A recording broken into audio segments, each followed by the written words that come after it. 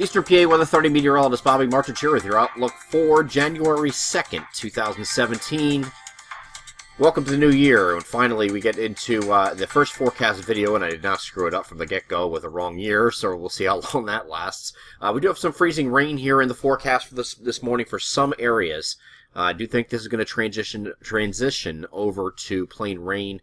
Now, this is not very heavy. This is not heavy at all. And you can just see on the leading edge, the northern edge of this, as this is moving from southwest northeast, you're getting the freezing rain where the colder valleys are. And that's because you have this high pressure that's sitting up here. It's a cold high kind of funneling in some of the cold air. This is known as cold air damming at the surface, where it keeps temperatures colder in the valleys especially, and that warm air overrides the cold air and gives that overrunning precipitation, or freezing rain in this case. So it will not be in the form of snow, it will be in freezing rain. Let's get over to the NAM high-res future simulator radar, and this is looking at, this shows you temperatures also. You can see anywhere in these areas right here are shown below 32. Now, you see this little jut back here into the Lehigh Valley and all the way back into the lower Susquehanna Valley.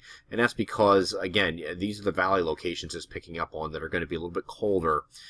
So any valley locations you have right around the Lehigh Valley all the way back to the lower Susquehanna Valley will hold on to that cold air a little bit longer. So when this precipitation moves in, now again, this is the 32-degree line here, as the precipitation overruns this into this cold air here, you're going to have that freezing rain, and then you have any surfaces that are colder like that at or below freezing will freeze, and you'll have a couple tenths, or not a couple tenths, geez, a couple hundredths of an inch of freezing rain possible.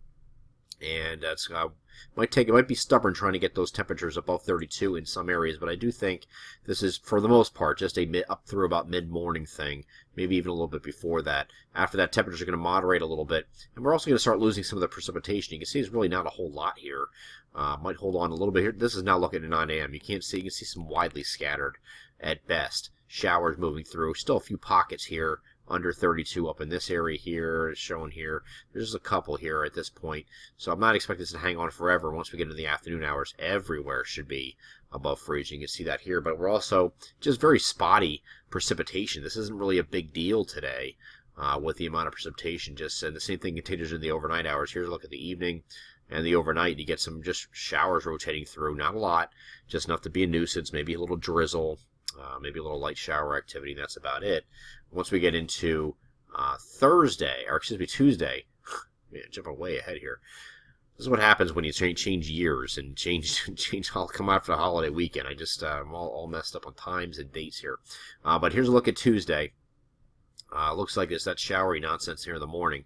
A more concentrated area of rain will move in the afternoon hours and move across the area into the early evening.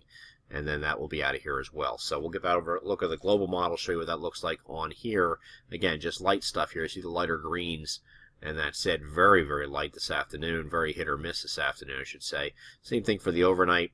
And then we get into Tuesday. Here's that more concentrated area of rain coming through with an area of low pressure off to our west. That's going to be moving through the area. You can see it's a little bit darker greens here. And this is looking at late morning, so it's just starting to come into the area at this point. You get some darker greens moving in as this low pressure moves off to the Delmarva, and then this will move away pretty quickly. This is a look at the early evening hours, and by the next frame is pulling away. So this is definitely mid to late evening, or I should say by mid-evening or so. It should be wrapping up here on Tuesday. And then we're going to have a trailing cold front come through. Might not have any precipitation with it whatsoever. It should come in through early on Wednesday. So your highs on Wednesday are going to be earlier on in the morning. Then this area of low pressure is going to come through with the cold front. Very, very cold air coming in behind this, and this is cold for January. Now, I know we're now in the coldest time of the year, climatologically speaking, and this is going to be cold for January. So you have temperatures that are going to be below normal after this cold front moves through. Any early highs on Wednesday that will spike early on in the upper 40s to near 50, maybe lower 50s down here by Philly, will drop off considerably throughout the day, and then especially getting down to the overnight hours, we're going to get back into the teens and 20s for overnight lows, and then after that, you're not getting out of the 30s, maybe not 20s for a while for some places. That's going to go straight through the weekend. Now, interesting thing going on here with Friday and Saturday. We talked about a long-range signal we had for the January 6th through 8th time frame. Well, that's this coming weekend. So anywhere from Friday through Sunday, there was an opportunity for some snow if a storm could form here. Now, the models have been back and forth in this. We saw a couple days ago the European model put out a really massive snow mounts across our coverage area here with a big coastal storm. And to some extent, the GFS was starting to hint at it a little bit, and they kind of going back and forth, and they lost it. And then there wasn't really anything showing for an entire model cycle or a couple model cycles. Then they started flirting with it again, and they backed off again, and now you're starting to see the GFS starting to pick up on maybe, and the European model picking up on maybe some energy here on Friday. The GFS doesn't have that, but the European model does, or at least at the time this video was recorded, it did.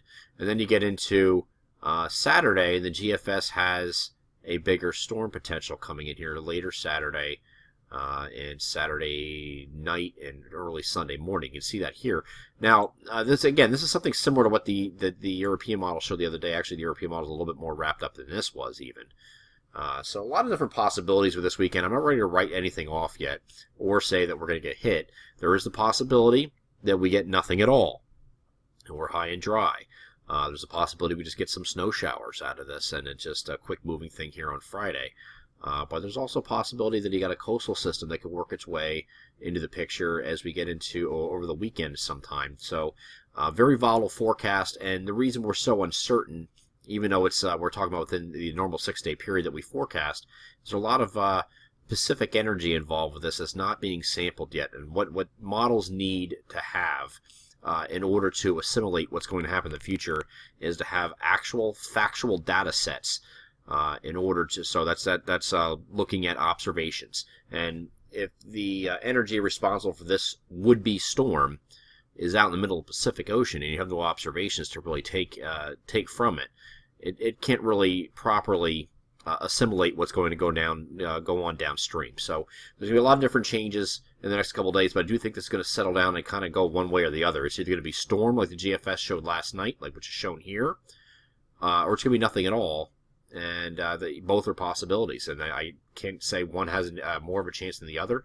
This was a storm signal we liked for quite some time, since December 21st, but that does not mean it's necessarily going to produce. So we'll see. We will see. Just continue to monitor it. We will do, and just follow along with us throughout this week. And we'll have the latest and greatest updates as they become available, starting with our premium form model analysis starting today. I'm Eastern PA Weather Authority meteorologist Bobby Marcus. That is your outlook for January 2nd, 2017. Have a great Monday.